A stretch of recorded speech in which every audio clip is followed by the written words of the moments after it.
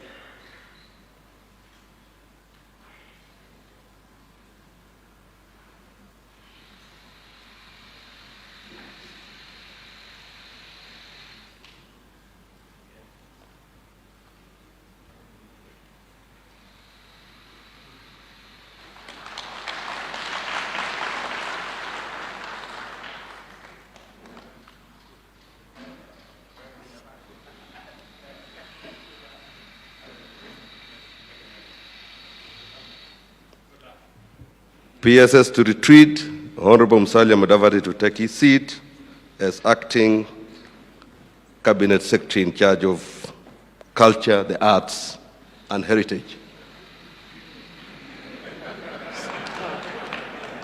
So the PSS responsible for Culture, National Heritage, and Gender, please join the acting Cabinet Secretary.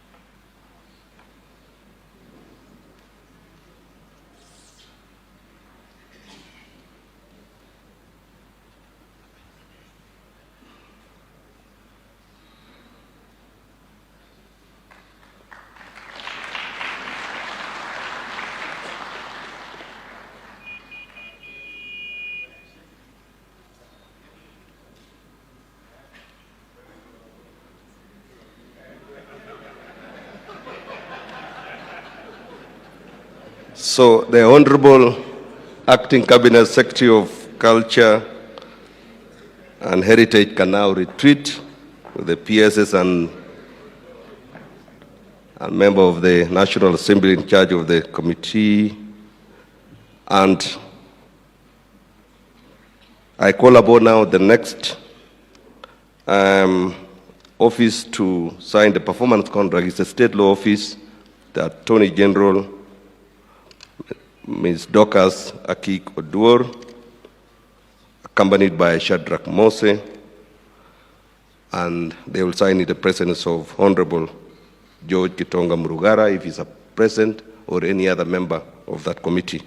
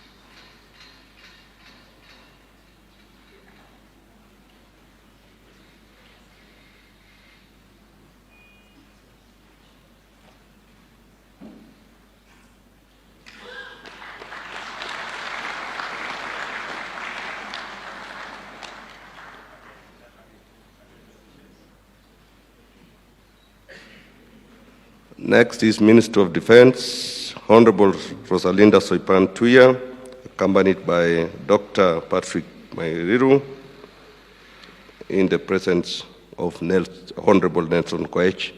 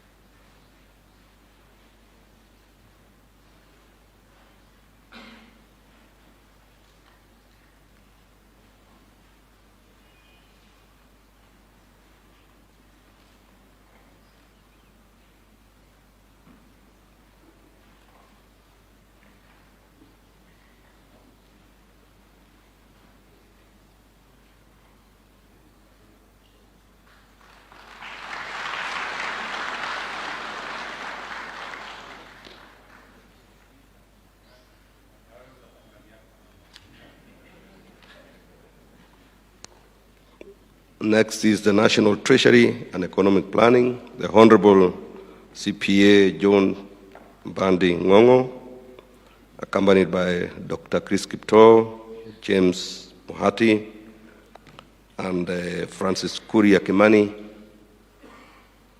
to witness.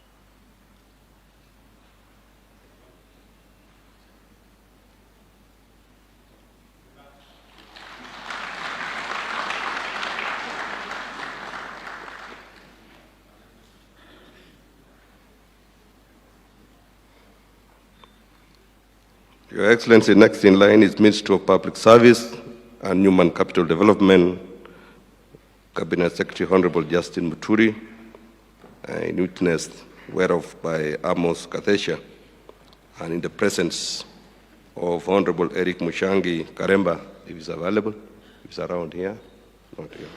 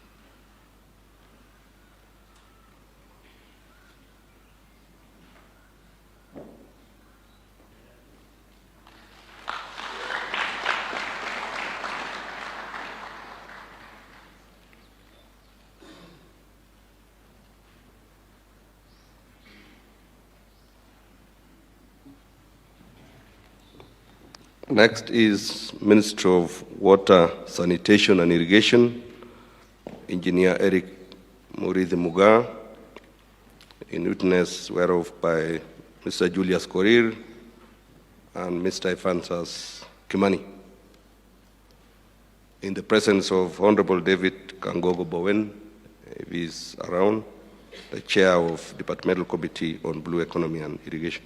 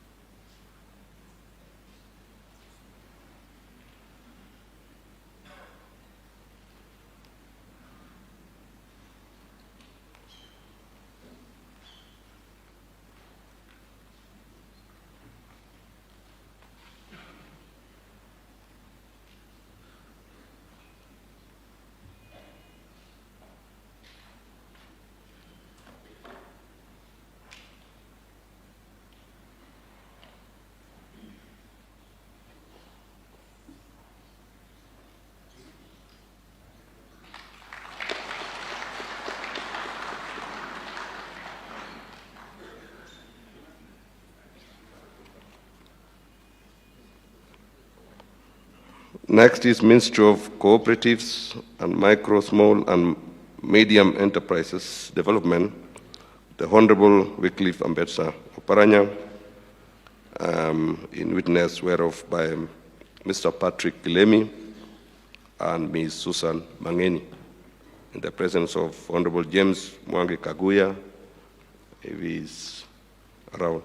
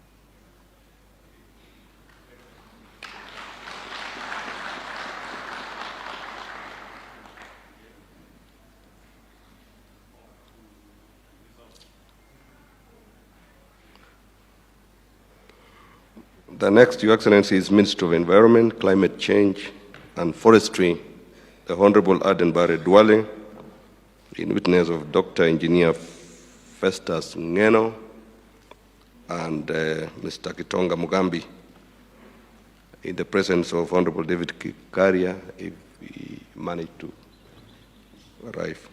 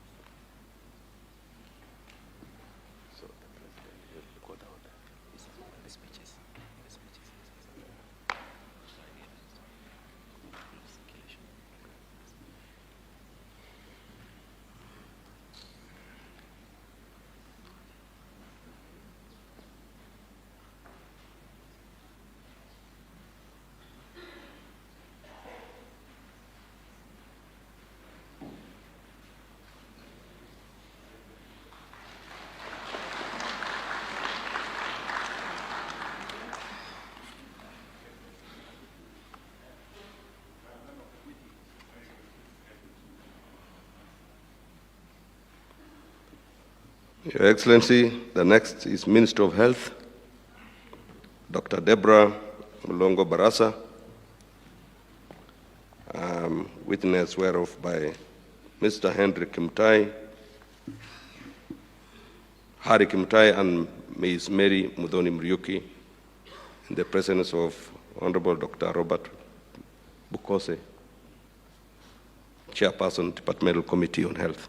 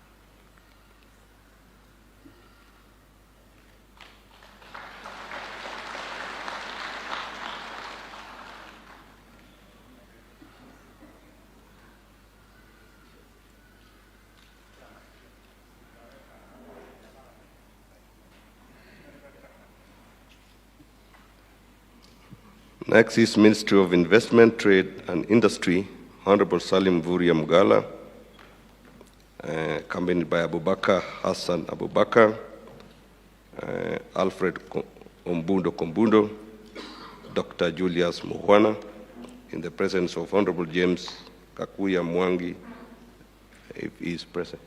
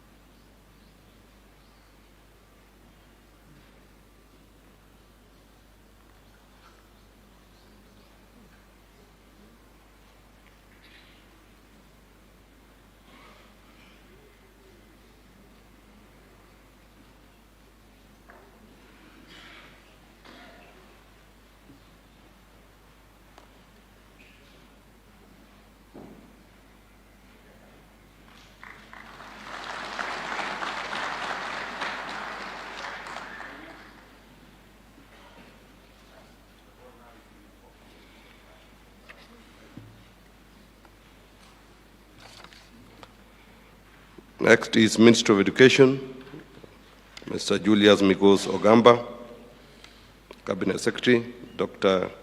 Pelio Kipsang, Principal Secretary, Dr. Esther Moria, Principal Secretary, Dr. Beatrice Inyangala, Principal Secretary, and in the presence of Honorable Julius Meli, if he's around.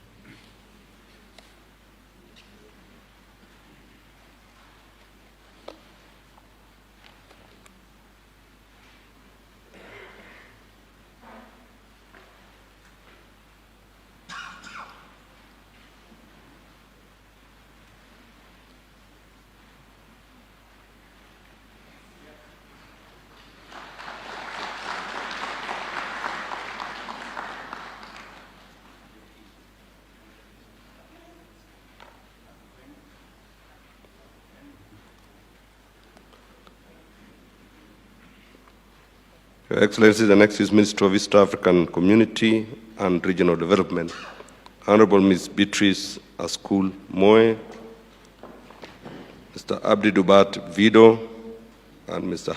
Arsama Kelo, in the presence of Honorable Peter Dochakabong, who is around.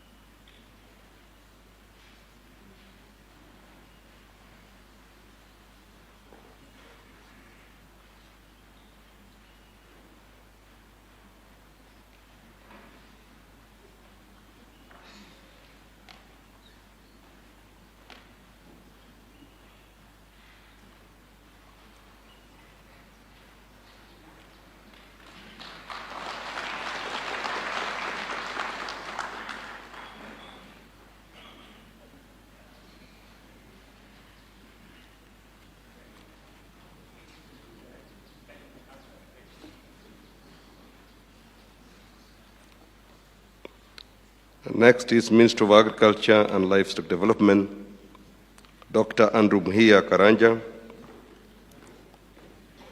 in witness whereof of Dr. Paul Kairono and Honorable Jonathan Mweke, in the presence of John Kanyuidia Mutunga,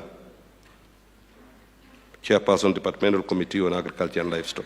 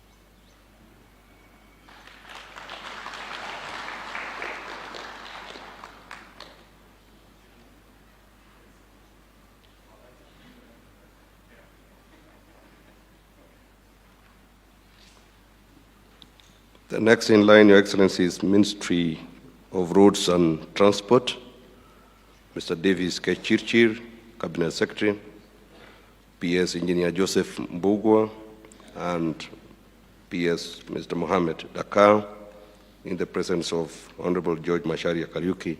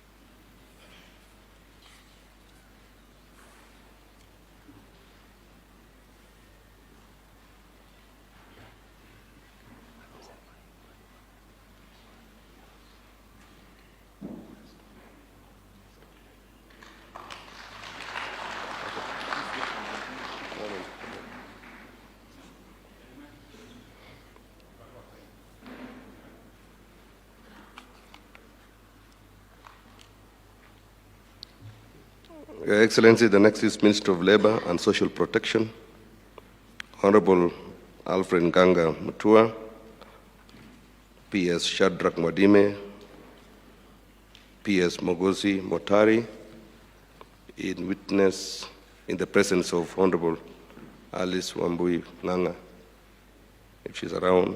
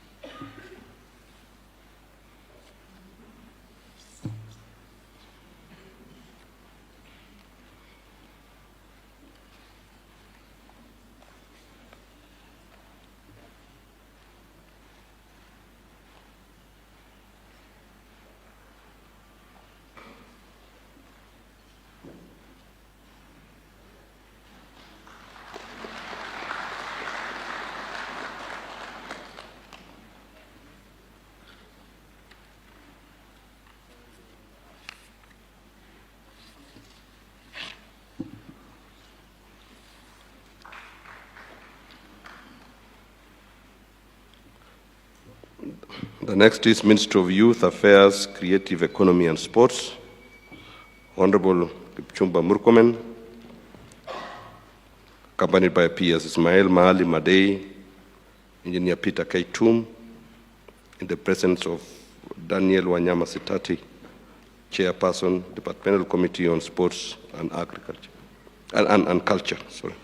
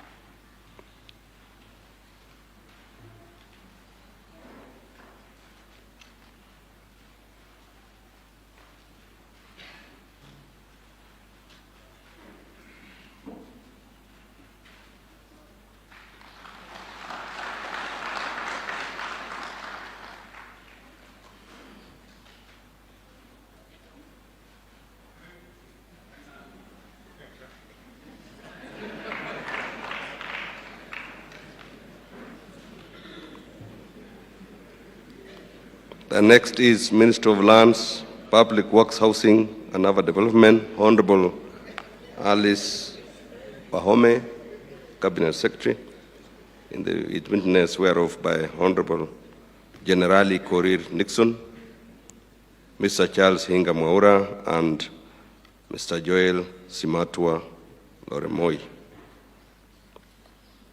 in the presence of Honorable Joash Nyamache Nyamoko and Honorable Johanna Ngeno Kibiegon.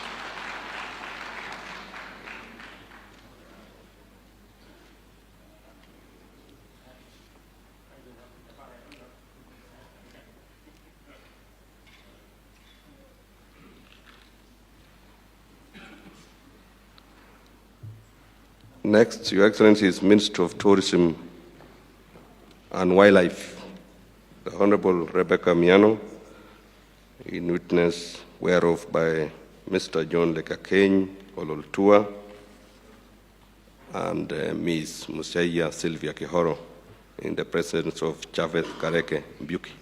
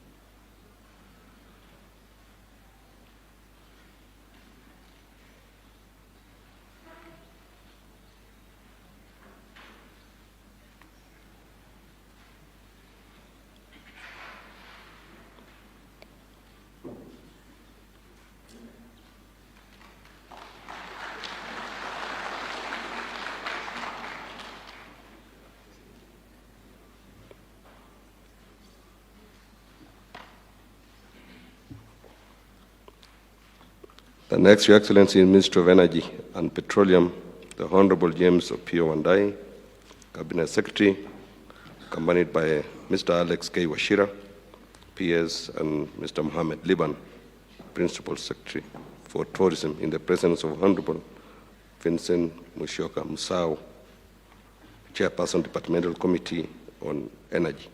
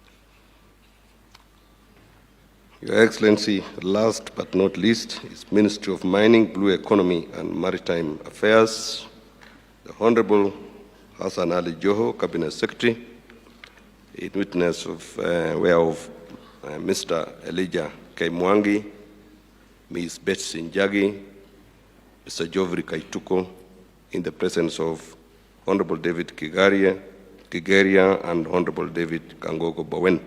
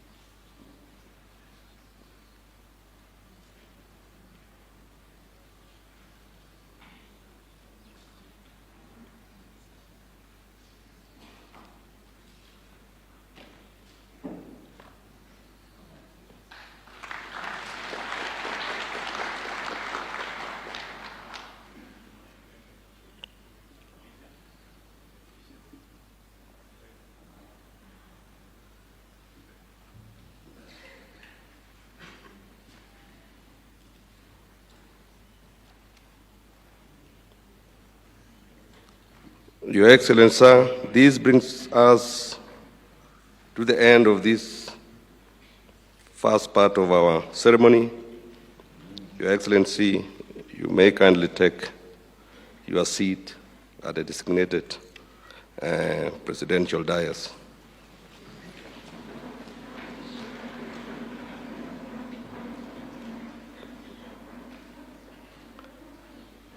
May I have our seats. Your Excellency, it is now my distinct honor to invite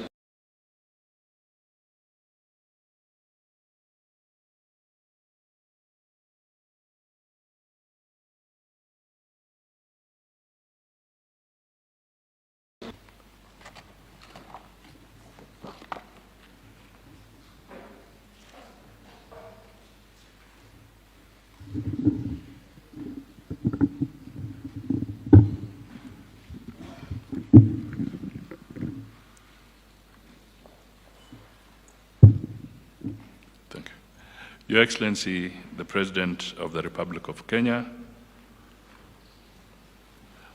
Honorable William Samoei Ruto, Your Excellency, the Deputy President, Professor Kindiki Kithure, Cabinet colleagues, members of Parliament, members of the Diplomatic Corps present, CEOs, PSS, and all public officers, good morning. Your Excellency, mine will be very brief.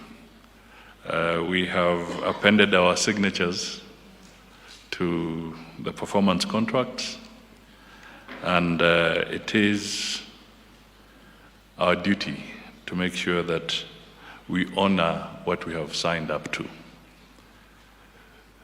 Your Excellency, I can only emphasize that it will be important that as we execute our mandates, we exercise extreme humility. We also exercise integrity, and we also acknowledge that the focus must be on performance and delivery as you have assigned us in our various portfolios. Your Excellency, it is important that Parliament has also been here.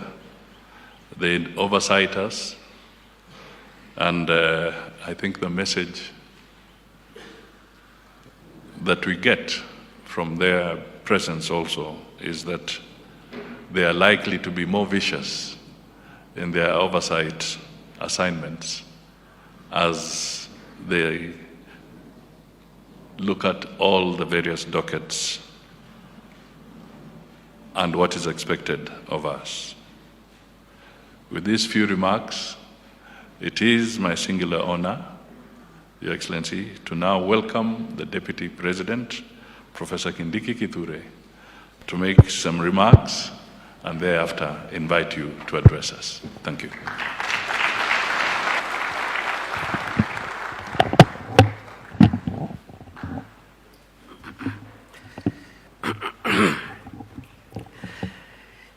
Your Excellency, the President, and all protocols observed, all the dignitaries here, I recognize you. Your Excellency, our Constitution creates a very elaborate yet crucial mechanism for accountability of all people who are delegated with the authority to act on behalf of the people of Kenya, in whose hands the sovereignty of this country rests. That accountability, Your Excellency, sir, ladies and gentlemen, is at different levels. First, the direct accountability system between the President and the people of Kenya through the elections. In between, the Constitution creates arms of government. The executive, led by His Excellency the President, the judiciary, and the Houses of Parliament. It is argued that increasingly our Constitution and many other democratic constitutions have created a fourth arm of government, and that is the independent offices, other than the judiciary, because they are not the executive, they are not in the judiciary, they are not in the legislature, yet they are constitutional formations which help our democracy to move forward. Two of these arms of government are devolved, the executive and legislature. All these arms of government are arms of one government of the Republic of Kenya. The more reason, Your Excellency, sir, that on an occasion like this one, other arms of government come to witness and also to support the executive, because we are all arms of one government of the Republic of Kenya.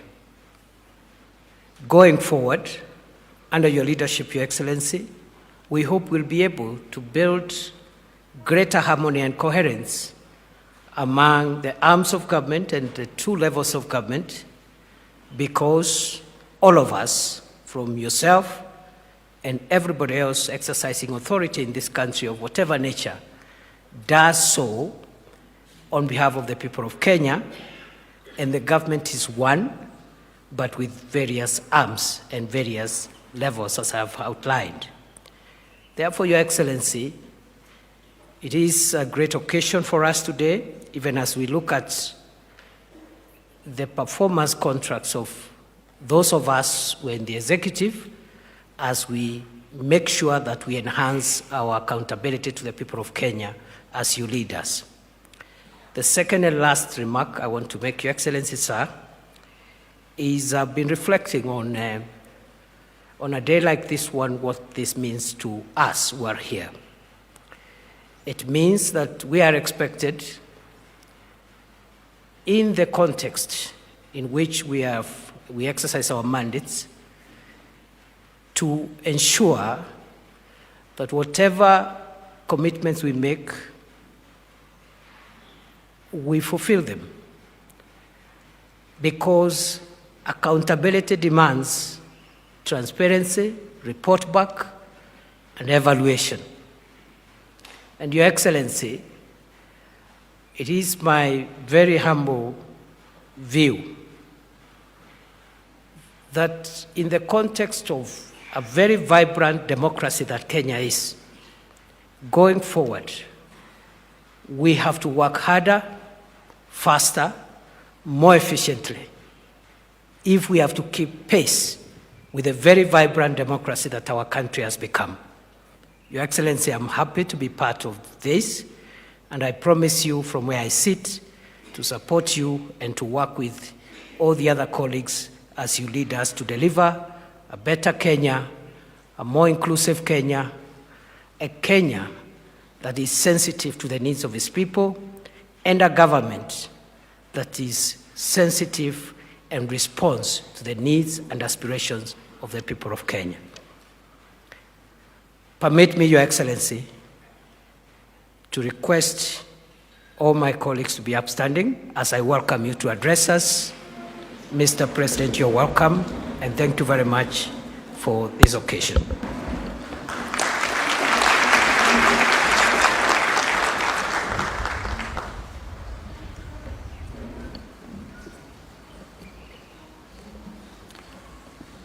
Thank you very much, Mr. Deputy President. Let's take our seats.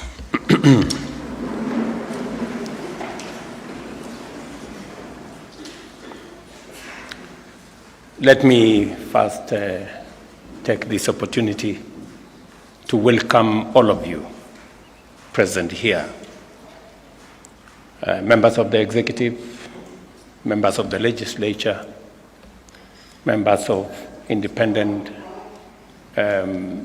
commissions, our members of the diplomatic corps, and friends. This function is not just a part of the traditions and practices of our public service sector. It has its foundations in the Constitution, which, besides national values and principles of governance, has entire chapters devoted to the public service as well as leadership and integrity.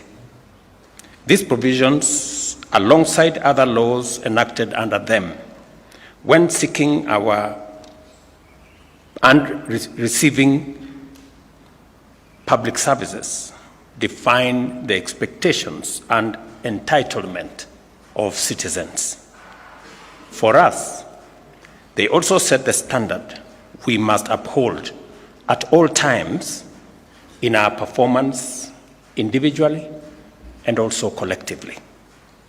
It is important for us to understand that in entering the public service, we are under an explicit and implied binding contract with the people of Kenya to perform the tasks and duties entrusted to us and manage resources under our stewardship to a specific minimum standard set both by the law and by the Constitution.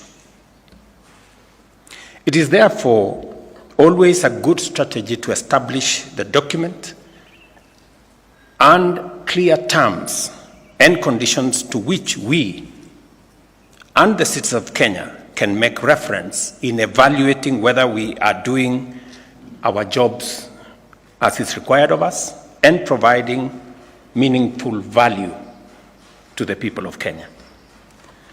In electing their government, the people express specific expectations and entrust us to deliver fully and also to deliver on time. I am committed to honoring that trust fully, and to do so, I rely on you to equally do your part as set out in your terms of appointment and as demanded by the Constitution, the law of Kenya, and the electorate. Our performance contract with citizens was formalized upon the inauguration of this administration in our commitment under the bottom-up economic transformation agenda for Kenya. This plan embodies our commitment to addressing critical priorities, including reducing the cost of living, managing inflation, taking all steps to create jobs, eradicate hunger, enhancing food production and productivity in general, and expanding the tax base and improving our foreign exchange balances. We also pledged to enhance governance, democracy, and the rule of law, protect rights and freedoms, uphold our national sovereignty, and achieve inclusive economic growth. These are the benchmarks by which Kenyans will assess our success. As we sign the second generation ministerial performance contract for the year 2024-25, let us reflect on our commitments, the ones we made, and the weight of the responsibility that we have on our shoulders. These performance contracts are not mere bureaucratic rituals or ceremonial formalities. They represent firm and solemn commitments to implement the inclusive and transformative goals of our plan. I must emphasize, and I encourage you to internalize the strategic pillars of this agenda and their interconnectedness. These pillars demand greater efficiency in current programs and projects and a bold redefinition of our service delivery paradigm. Agriculture, for example, is critical to ensuring food security, empowering farmers, creating an ecosystem of micro, small, and medium enterprise, drive job creation, and also build on our economic growth. Affordable housing, on the other hand, enhances dignity and stimulates not just the construction sector, but the whole manufacturing ecosystem in our country. Universal health coverage fosters a healthy, productive population, making sure that no citizen is left behind. While the digital superhighway and creative economy positions Kenya as a global innovative and innovation hub, enhancing our efficiency and also building on our competitiveness. These pillars define my performance contract with the people, which have been directly executed by me and through cabinet secretaries and accounting officers. We are therefore united under a solemn bond to fulfill these commitments for the benefit of our nation and to make this country a better place for all of us. Performance contracting arises from our recognition of the need for a structured mechanism to transform Kenya into an industrialized middle-income economy with a high quality of life for all our citizens by the year 2030, as envisioned in our Vision 2030. It subjects each of our actions to objective benchmarks to evaluate progress and ensures that the needs and aspirations of the people remain at the center of every effort that we make. Over the years, performance contracting has proven to be a robust accountability framework, ensuring the effective use of public resources to meet constitutional mandates and also to meet citizen expectations. This year's contracts integrate the priorities of the fourth-term medium-term plan under Vision 2030 and the strategic pillars of the bottom-up economic transformation agenda. These plans aim to maximize the impact of scarce resources on Kenyans, particularly those at the bottom of the economic pyramid. A society, ladies and gentlemen, is best judged by how it treats its most vulnerable members. And interventions targeting those at the bottom of the ladder will eventually uplift everyone. By aligning their functions with these commitments, every ministry, department, and agency contributes to a rising tide of inclusive prosperity. The contracts we signed today are action plans for urgent, precise, and efficient execution. I expect each cabinet secretary to take personal responsibility for achieving the targets outlined in their ministry's contracts. There is no room, ladies and gentlemen, for excuse or delay or failure. Accountability must cascade through all levels of ministries, departments, and agencies to individual officers. At the end of the financial year, each cabinet secretary will receive a performance report card reflecting their ministry's achievements. These scorecards will ensure that performance contracting is not seen as a meaningless ritual. This scorecard will carry recognition, rewards, and sanctions which will be applied without fail. Excellence, integrity, efficiency, and consistency will be rewarded, while failure, negligence, waste, and misconduct will promptly invite corrective action. It is important that performance contracting is deployed in ways that raise the levels of engagement and motivation and promote greater conformity with the values and principles of public service. In other words, I fully expect to see continuous improvement in responsiveness, efficiency, and integrity of our officers collectively and individually. To ensure seamless implementation, the National Treasury will disburse available budgetary allocations on time. Lack of funds or delay in their release should not be an excuse for failure to serve citizens. Consequently, our planning, budgeting, and execution functions must operate in closer harmony to achieve this goal. After more than a decade, I believe that the time has come to institutionalize performance management. This is why a public service performance management bill is being finalized and will soon be tabled in Parliament. Through legislation, we will entrench accountability and promote the highest standards of service delivery at all levels of government.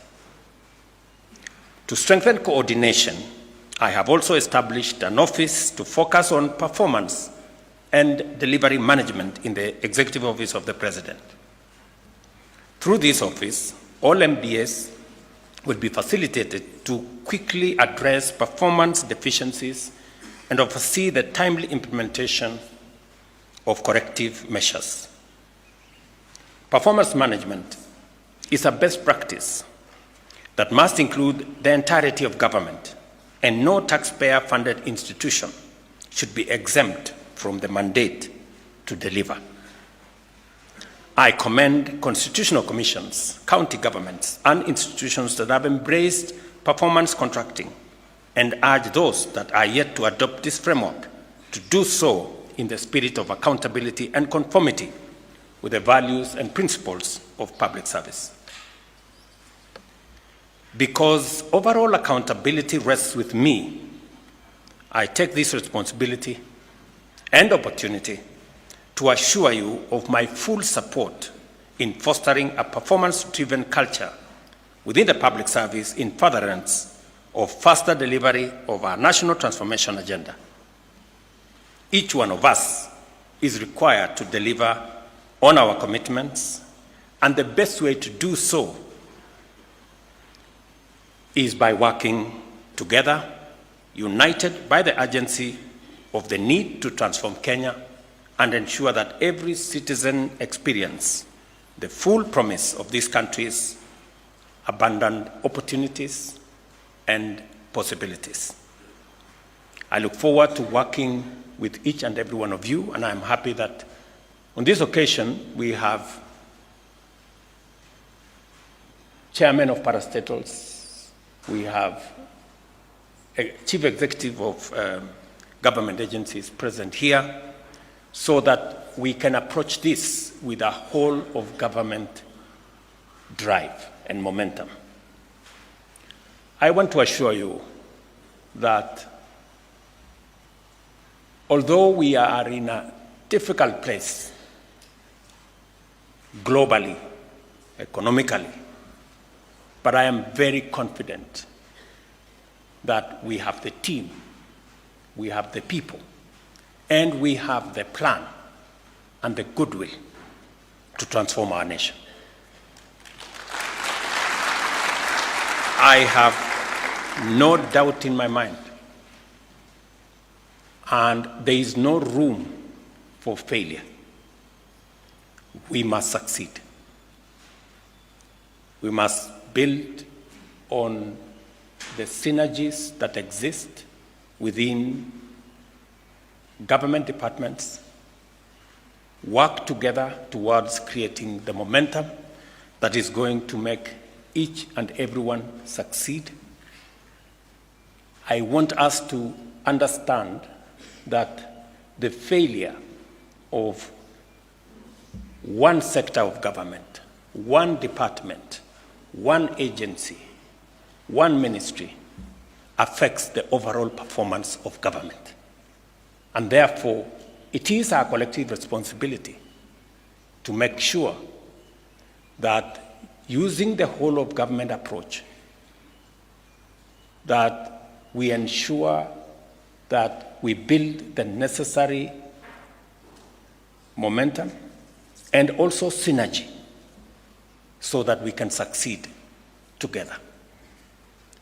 The executive will not succeed if the legislature does not succeed. And the judiciary will not succeed if the executive or the legislature does not succeed. The success of Kenya is going to be the success of every arm of government and every department of government and every agency of government. And that is how we are going to succeed.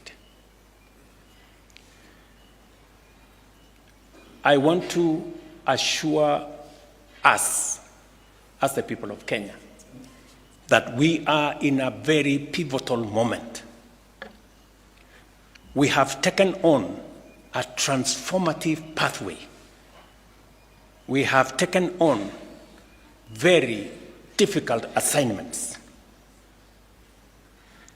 For a very long time, close to 15, 20 years, we haven't thought with clarity about our education and the funding of our education. We have decided this time round to bite the bullet and sort out the funding in our education sector and provide clarity on the education of our children. For a very long time, we have imported food in Kenya when we have the wherewithal, the capacity to produce enough food in our country. We've taken on that responsibility, and we are making strides. This year, by God's grace, in a very long time, we will not import some of the food products, including maize. I am equally very proud that we are making significant progress in the production of sugar in Kenya. Something that has been so difficult. We've had to look for COMESA safeguard waivers since I was Minister for Agriculture almost 10 years ago. But this year, by God's grace, and with our farmers working hard and the support we've given them, we have seen a drastic reduction in importation of sugar. We have taken on another very difficult assignment to make sure that we give decent dwellings to the people of Kenya, especially the vulnerable, especially the disadvantaged, those who live in slums without toilets, without electricity, with no sanitation. We've taken on that assignment because we have decided a different pathway for Kenya. Rather than lament about our situation, we have taken on the responsibility to do something about it, however difficult it may be. We have taken on the responsibility of universal health coverage. I know 2 successive presidents have attempted and they didn't quite succeed. 2 successive governments have attempted, they didn't quite succeed. We have decided that we are taking on this challenge because there are too many Kenyans that die out of illnesses that we can treat. There are too many Kenyans who end up in squalor and poverty because of hospital bills. We have decided that this time round, we must get it right and make it possible for every citizen, irrespective of their financial status, that they can get the highest level of treatment in Kenya. Difficult, yes. But rather than lament about a not so working NHIF, an NHIF that has bills dating 10 years, 15 years, we've decided to correct that situation. And I promise you, we will confound the naysayers. We will succeed. This country will not fail. This great nation that God has given us will succeed. The enemies of Kenya will be put to shame because we are going to succeed. And we are going to take this country forward. I am persuaded, and I am very clear, and I am focused on making sure that together with all of us, working as leaders in the Republic of Kenya. And all of us understand the more authority you have, the greater the responsibility that rests on your shoulders. And the greater the responsibility you have on your shoulders, the higher the accountability that you are judged by. So all of us must work together towards making Kenya succeed. This country of ours, this home that God has given us, we must work tirelessly to make it succeed, to make it great, so that we can bequeath the next generation of Kenyans a better country, much more organized country, a country that shares prosperity, a united country. So, ladies and gentlemen, I am asking of all of you, the people who serve in different capacities, the people who have the privilege and honor to occupy whatever office in the service of the people of Kenya, that we join hands, we work together, and we focus on making this nation great. I want to thank you very much for coming for this function. I look forward to working with the ministers and the PSS and those who run different government agencies in making sure that we deliver on the commitments, on the mandate, and on the assignments that have been signed off here today, so that our nation can succeed and we can meet the expectations of the people of Kenya. We will make the other steps as we go. I'm sure every ministry is going to look at the individual departments and also agencies in the different ministries to make sure that they become part of this whole of government approach in the delivery of our assignment given to us by the people of Kenya. Thank you very much. God bless you all, and God bless our great country, Kenya. Asanteni sana. Another round of applause for His Excellency. Thank you, Your Excellency. We'll request that you remain on stage as we wind up with the national anthem. If there's anybody who is seated, please let's be upstanding as we finish with the national anthem. The national anthem.